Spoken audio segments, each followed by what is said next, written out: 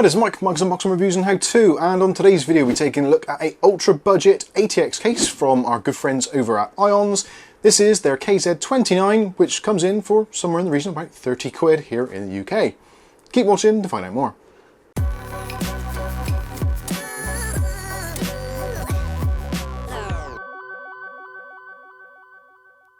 Okay, so in today's video we'll be taking a look at the IONZ KZ29. This is a ultra budget ATX case from the people over at IONZ. They have a ton of different cases, so if this doesn't do the things for you, then there's lots of other choices. We'll put some links in the video description for pcgamingcases.co.uk and also their shops on eBay and also on amazon.co.uk. So you'll find lots of bargains there, and I would certainly suggest have a little bit of a shop around. You may find that one of the sites may be slightly cheaper than the others, depending on what is going on eBay or Amazon. Sometimes they're promotions, and likewise on their own site there's quite often some hefty discounts, and including the option to actually buy the case without any fans at all, which potentially you might want to do because they're a little bit on the noisy side, and in fact I'm going to turn them off right now. Okay, so now we've got the case turned off, or at least the power supply and fans turned off, we can discuss what this is all about. So in today's video we're going to go through, do somewhat of a kind of tear down, look at the pros and cons of this case. I've actually got a micro ATX motherboard installed in this, even though it is a ATX chassis. This is one of the few cases actually which does make micro ATX look pretty good, due to its kind of compact nature and some of the actually quite clever design choices internally. Micro ATX is actually a winner in an ATX case. Who'd have thought? The first thing you're probably going to notice about this case is the striking front panel, which it might strike you as particularly nice, or you might absolutely hate it.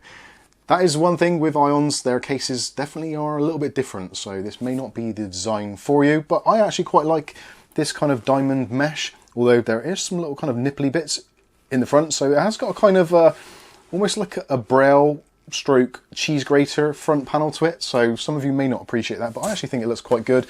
And the way it diffuses the light and the image of the 3 included RGB fans, I think it actually looks pretty decent. Now, of course, you can get this without the RGB fans if you want to, and get it a little bit cheaper, depending on what you want to do. Obviously, if RGB or lighting isn't your thing, I must say they are fixed RGB.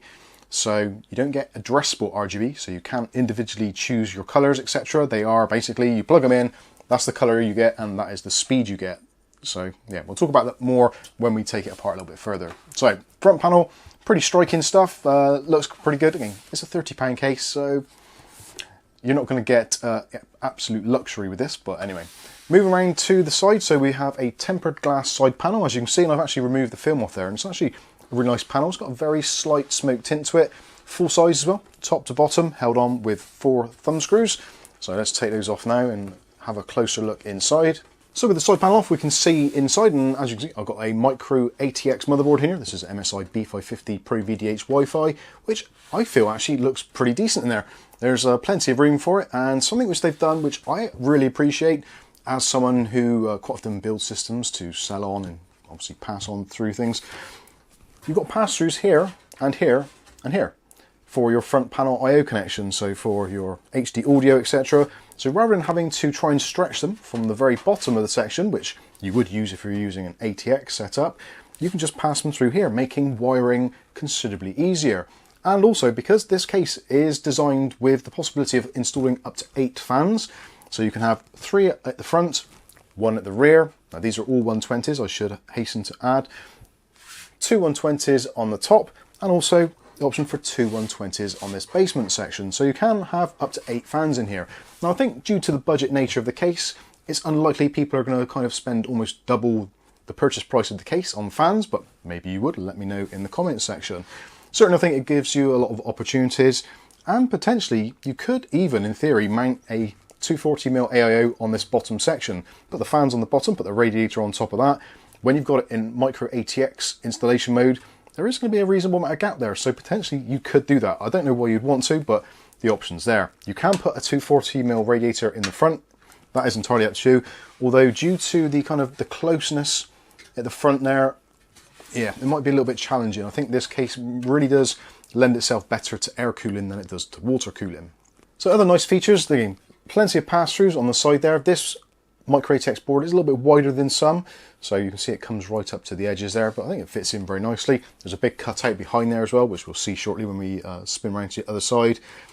Really there's not a lot to dislike here. The only things which may be slight gotchas is the fact that in this top section, there isn't a huge amount of room at the top there. So if you did want to consider putting a 240mm radiator in the top, you are going to have to be extremely cautious of your motherboard's VRMs and also the RGB on your RAM if you've got a slightly taller RAM, or even just heat sinks, because it is going to be exceptionally close. There's not a lot of room at the top there at all. Other things to consider as well, the rear IO, the panels there, they're the bend out type, so you probably want to bend those out first of all before you actually install your components. Otherwise, because of the closeness, you may actually damage some of the surface mounted capacitors on your motherboard, so definitely something to consider. But other than that, overall inside I think it does a job absolutely great. Micro ATX looks fine in there. ATX is going to be no problem at all either. For those of you that are considering some sort of water cooling or different things, there is a little bit of a cutout at the front here, and also there is a cutout at the bottom for your power supply. Again, I'm not really entirely sure on a case of this kind of price whether or not you want to be displaying your power supply. Chances are, if this is going to be a cheaper flip build, you might go for something a little bit kind of less well known, let's say. So you might want to cover that up anyway, but a little bit of tape on there would be absolutely fine. But yeah, overall, inside, no real problems at all. On the back, pretty much usual deal. You can see you've got the motherboard installed there, IO shield. You can tell from the height here, the motherboard is actually coming up to the top here, so there's a very, very small gap at the top. So in terms, again, fans and water cooling on the top, not a great deal of room there, unfortunately. But we do have a nice section here. So we've got hexagonal mesh there, which is where you can put your 120mm fan should you want to. A little bit of adjustment up and down as well. You've got your full complement of ATX pop outs for PCI Express cards, etc. Little screw on the side there, undo that, and you can pull this blanking plate off to make adjustments. Would have been nice to see a thumb screw there, but it's not the end of the world. At the bottom, you've got size for a 180mm PSU, or up to 180. You can go shorter, obviously, if you wanted to. And you've got some thumb screws to take the back panel off. Now the back panel, as you can see from some of the angles, has a little bit of a bulge there, which is a common trick employed by a lot of manufacturers. If there isn't a lot of cable management room in the back, they give you the little pop out on the side to give you a little bit more room for putting your cables into. So with that out of the way, you can see it's actually pretty neat in the back here. They've got a deeper channel down this section, and obviously underneath as well for routing your cables through. There's plenty of points for cable ties, which probably going to be quite useful. Again, I would suggest with this, power supply wise, try and go for one of those power supplies with the kind of like the licorice or the flat cables. That's going to make cable management in here a lot easier. More bulky cables, such as the Corsair ones, where you've got the kind of capacitors and things kind of shrink wrapped as well. Those kind of bulges may cause problems, and certainly if you're thinking of using cable extensions in here, that is going to give you an extreme challenge, I feel. Other challenges are going to be this section at the top here. So this is for your EPS pass-through. This is pretty much the only hole at the top here. So if you're thinking about mounting fans at the top, there's not going to be a great deal of wiring room. So EPS will go through there fine, 8-pin, 2 4-pins, etc. That's fine, plenty of room there to get it through. But again, you have got a very close tolerance to that top section. Nice big cutout there, gaining access to your backplate for your CPU cooler. If you're going for some sort of custom cooling, that's fine. Other than that, not really a great deal else going on here. When it comes to the I/O, which we'll take a look at first of all, so you've got a single USB 3.0 header, meaning obviously just one port on the front. You've also got nicely blacked out cables, which is something you don't always see even on some of the more premium cases, so hats off to them for that. So we have got a HD audio connection, fully blacked out, and there is a USB 2.0 with 2 lots wired, so that's going to give you 2 ports up front. And you've got your front panel I/O, hard drive LED, power switch, reset switch, etc, etc. Nice that they've all been blacked out really nicely. Something else is blacked out, but probably not the greatest. We've got some Molex connections here. We're not really a big fan of Molex connections. They get the job done, but for fans, ideally, it would be nice to have seen PWM and a separate addressable RGB. But again, this is a really cheap case, so we do have the option. So you can use the 3-pin voltage control. So if you wanted to, if you don't like Molex, you can just literally snip those off. They still work. I have tried it earlier today. It doesn't appear that you can control the actual speed of the fans, even if you're using the 3-pin connections. I've tried it on my Noctua fan tester and it doesn't seem to do it. You may have more luck. Obviously, if you reduce the voltage going into this, then at the same time you're also going to be dimming the lights because it's all on the same circuit. So just do please bear that in mind. But otherwise, 3 fans, they do the job. They look quite nice. They move a reasonable amount of air. They're not the quietest because they're running at pretty much full speed all the time. But Depending on your use case scenario, if you're going to be sat right next to the PC, you might find it a little bit annoying. If you're just playing games and you've got a headset on, then obviously you're not going to notice it in the slightest. So plenty of punch outs and holes there for sending your cables through. So if you're using a slightly narrower board, you can use these holes here. Wider boards, you can use those ones there. So they thought of things there. Again, nice big cutouts there. So if you're going micro ATX, pass your cables through there. If you're going ATX, then you can pass them through underneath.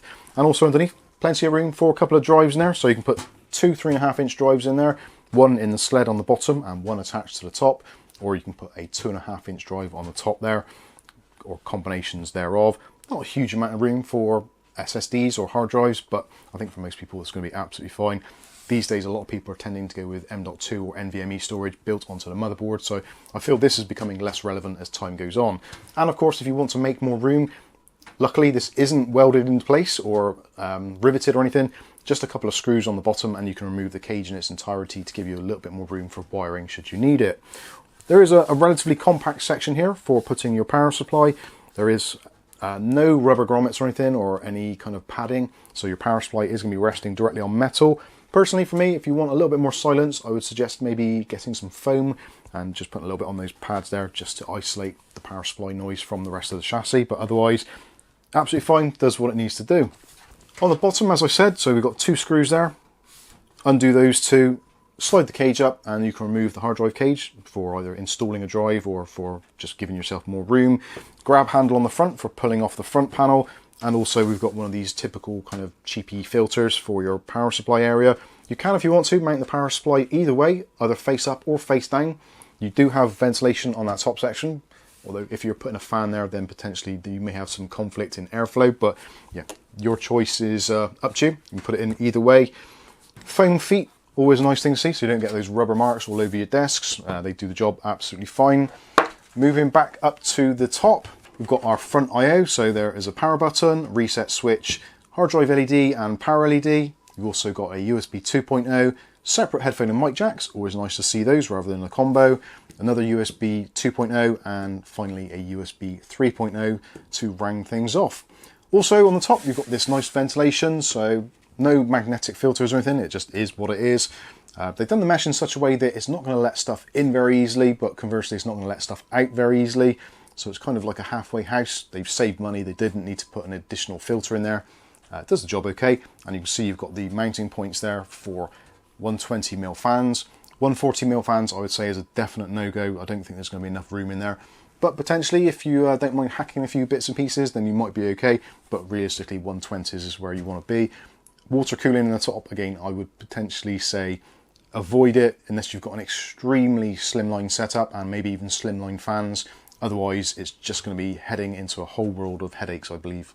So there you go. There is the IONZ KZ29, roughly about £30 here in the UK at time of recording. So this is the beginning of March 2023, at a time where pretty much all cases on the market are ridiculously expensive.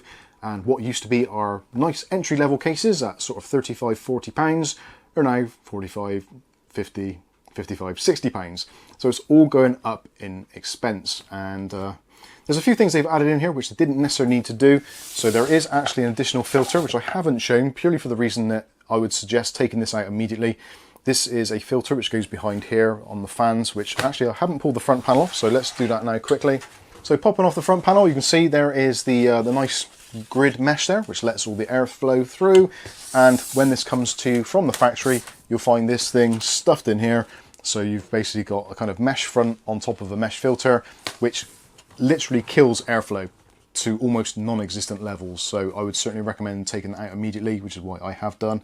You've got the 3 fans there, so they're kind of nice. You've got central illumination. You've probably seen it from some B-roll we filmed a little bit earlier on, and obviously from the beginning of the video.